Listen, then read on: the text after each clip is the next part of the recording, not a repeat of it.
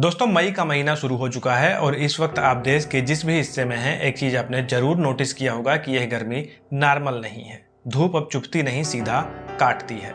हाल ही में आपने खबरों में देखा होगा, तमिलनाडु की पटाखा फैक्ट्री में आग, गुरुग्राम और मध्य प्रदेश की इंडस्ट्रीज में अचानक ब्लास्ट, राजस्थान की रिफाइनरी में आग। हम अक्सर इन्हें सिर्फ हादसे मानकर इग्नोर कर देते हैं, लेकिन क्या यह सिर्फ इत्तेफाक है कि जैसे ही मार्च का महीना खत्म हुआ, पूरे देश में अचानक आग लगने की घटनाएं इतनी तेजी से बढ़ गईं। आज की तारीख में दुनिया के 20 सबसे गर्म शहरों की लिस्ट निकालेंगे आप, तो आपको जानकर हैरानी होगी कि उनमें से 19 शहर हमारे अपने देश भारत के हैं।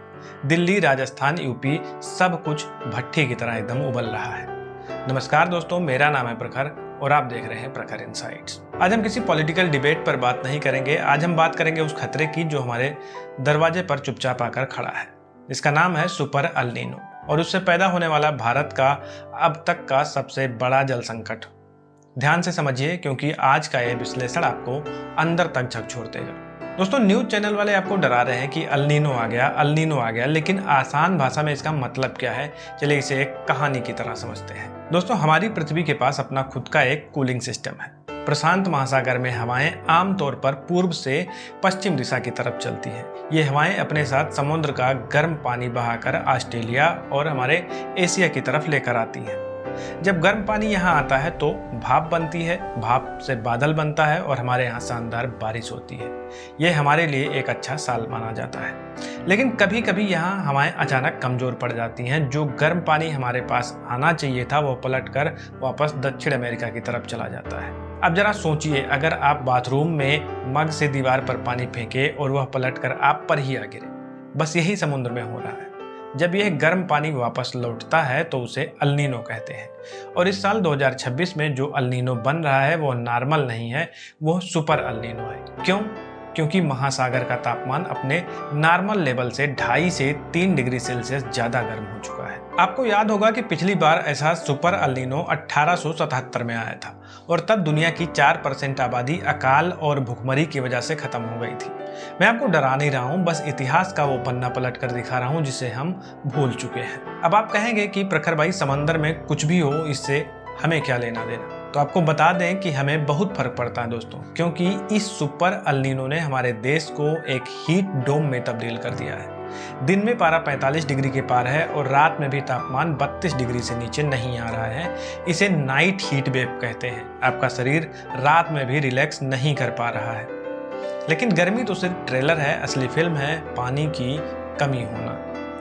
केंद्रीय जल आयोग ने अप्रैल 2026 में एक रिपोर्ट जारी की है, जिसके आंकड़े देखकर आपका दिमाग हिल जाएगा। हमारे देश में 166 प्रमुख जलाशय हैं जो पूरे देश की प्यास बुझाते हैं और आज की अपडेट में हम उनमें सिर्फ 44% पानी बचा है। आधे से ज्यादा पानी गायब हो चुका है। हमारी जीवनदायिनी नदियों का हाल देखिए। कृष्णा नदी में सिर्फ 31% पानी है, कावेरी में 42% है, गंगा और नर्मदा यहाँ भी पानी अपनी आधी क्षमता से लगभग नीचे बह रही हैं। अगर इस बार बारिश ने धोखा दिया, जो कि अल नीनो के कारण अक्सर होता आया है, तो क्या होगा? खेती सूखेगी, किसान की फसलें बर्बाद होंगी, टमाटर और प्याज के दाम फिर आसमान छुएंगे, जिसे हम फूड इन्फ्लेशन कहते हैं। और सबसे डरावनी बात, जब डैम में पानी ही नहीं होगा तो पानी से बिजली कैसे बनेगी? एक तरफ भयंकर गर्मी और दूसरी तरफ पावर कट देखने को मिल सकता है। इस मौसम का असर सीधा हमारी और आपकी जेब पर पड़ रहा है। जो मजदूर दिन भर कंस्ट्रक्शन साइट पर ईंटें उठाता है, जो डिलीवरी बॉय दोपहर में खाना लेकर आता है, उनकी प्रोडक्टिविटी गिर जाएगी। अत्यधिक गर्मी के कारण हमारे देश के वर्किंग आवर्स कम हो जाएंगे, जिसका सीधा नुकसान हमारी इकोनॉमी को होता है। पर्यटन की हालत खराब है दोस्तों। लोग ताजमहल या राजस्थान के किलों को देखने नहीं जा रहे हैं, क्योंकि वहां पर्यटकों की तबीयत बिगड़ रही है। इसका मतलब है कि टूरिज्म सेक्टर से जुड़े लाखों लोगों को रोजगार में कमी देखने को मिल सकती है। अब यहां से बात आती है कि क्या अब सब कुछ खत्म हो गया है? क्या हम बस हाथ पर हाथ रखकर बैठे रहें, या एक समाज के तौर पर हमें कुछ कड़े फैसले लेने चाहिए? दोस्तों, सरकार को अपना काम करना है, हीट एक्शन प्लान बनाने हैं, वाटर हार्वेस्टिंग पर जोर देना है, लेकिन एक इंडिविजुअल के तौर पर आपकी भी कुछ जिम्मेदारियां हैं। दोपहर 12 बजे से 3 बजे के बीच, जब तक बहुत जरूरी ना हो, आप घर से बाहर ना निकलें। खाली पेट कभी बाहर मत जाइए। कोल्ड ड्रिंक की जगह छाछ, लस्सी और ORS का घोल अपनाइए।